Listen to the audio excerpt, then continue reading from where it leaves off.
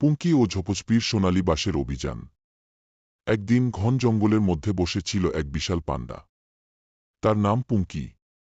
সে ছিল খুবই শান্ত আর অলস। জঙ্গলের এক কোণে থাকত এক ছোট্ট দুষ্টু খরগোশ।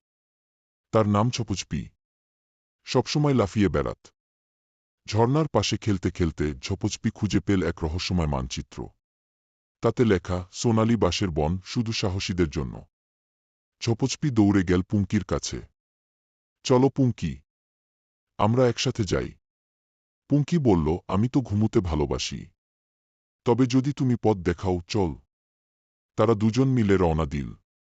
নদী পার হলো, পাহাড় ডিঙালো, ঝড় পেরিয়ে চল।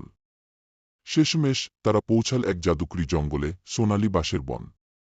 কিন্তু সেখানে এক বিশাল ড্রাগন পাহারা দিচ্ছিল। ঝোপঝপি চালাকি করে ড্রাগনকে ব্যস্ত রাখল।